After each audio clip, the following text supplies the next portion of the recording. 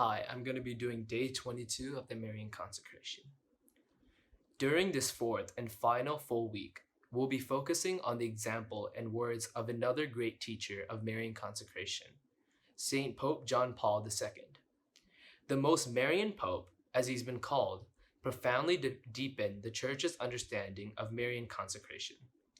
Building on the work of the Second Vatican Council, he provides us with the thoroughly biblical testament of Marian consecration, which he also calls entrustment, and hones in on the idea that it's Mary's role to lead us into the mystery of Christ's redeeming love and self-consecration to the Father.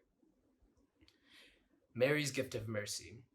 In 1917, while World War I raged, the Blessed Virgin Mary appeared to three shepherd children in Fatima, Portugal. She told them that the war would end, but if people didn't convert, a worse war would follow, and Russia would spread its errors throughout the world, causing more wars, martyrs, and persecutions of the Church. To prevent this, Mary asked that the Holy Father consecrate Russia to her Immaculate Heart and for people to make 5 consecutive First Saturday communions of reparation. In the end, she said, her Immaculate Heart would triumph. It's interesting that Mary mentioned Russia. At the time, this was cause for confusion. Russia? Holy Russia? What errors would this devoutly Christian country spread throughout the world? And how could such a poor Russia exercise so much influence? At this point in history, the Soviet Revolution was in its infancy. The communist, atheist, and totalitarian regime had not yet been established. After Mary gave her prophecy about Russia, the children saw a vision invoking a bishop dressed in white, who they understood to be the Pope. With great distress, they saw that he would suffer much and then be shot and killed. The children described what they saw only to church authorities, who decided not to disclose it to the public. This became known as the last secret of Fatima. Now, the very first apparition of Our Lady of Fatima happened on May 13th, 1917 at 5 p.m. Exactly 64 years later, May 13th, 1981 at 5 p.m., a small, open-air jeep rode out into St. Peter's Square, carrying Pope John Paul II, who warmly greeted pilgrims gathered in the square. At one point, the jeep stopped so the Pope could take a little girl into his arms.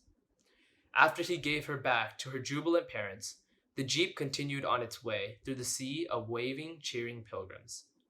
Suddenly, a gunman fired 2 shots at the Pope from close range. The first bullet grazed his elbow. The second struck him in the abdomen and ricocheted inside him, shredding intestines and piercing his colon. Miraculously, the bullet missed the main abdominal artery by 1/10 of an inch. Had it been struck or even grazed, Pope John Paul would have bled to death on the way to the hospital. Realizing this blessing, the Pope stated that one hand fired and another guided the bullets. But what hand guided the bullets? John Paul believes it was the hand of Our Lady of Fatima. The May 13th anniversary was not lost on him. In fact, after the shooting, he asked for the envelope containing the last secret of Fatima, the one about the bishop dressed in white. Then, with Fatima much on his mind, he thought to consecrate the world to Mary's Immaculate Heart as soon as possible, and he began composing an act of entrustment, which he solemnly prayed less than a month later. Even before this, within a week of the shooting, he repeated his own personal consecration to Mary in a recorded address to the pilgrims gathered in St. Peter's Square. To you, Mary, I repeat, totus tuus ego sum. On March 25th, 1984, in St. Peter's Square, before the official statue of Our Lady of Fatima had been flown in for the occasion, John Paul made a more solemn entrustment of the world to Mary's Immaculate Heart. He concluded the prayer with the following words: "Let there be revealed once more, in the history of the world, the infinite saving power of the redemption, the powerful of merciful love. May it put a stop to evil. May it transform consciences. May your Immaculate Heart reveal for all the light of hope." After learning of the Pope's solemn entrustment, Senior Lucia, the lone survivor of the three Fatima seers, declared that it fully satisfied Our Lady's original request. 5 years later, the horrific Soviet totalitarian regime that had terrorized millions of people suddenly came to an end. That victory won, the Pope didn't rest. What he once called the century of tears was far from over. To confront the ongoing evil and injustice in the world, he forcefully proclaimed with growing frequency the saving power of God's merciful love. His efforts to promote this message culminated in the establishment of the Universal Feast of Divine Mercy Sunday in 2000, and a solemn act of entrustment of the world to divine mercy in 2002. 3 years after this entrustment, the great Marian Pope, the great Mercy Pope, died on a first Saturday and the vigil of Divine Mercy Sunday.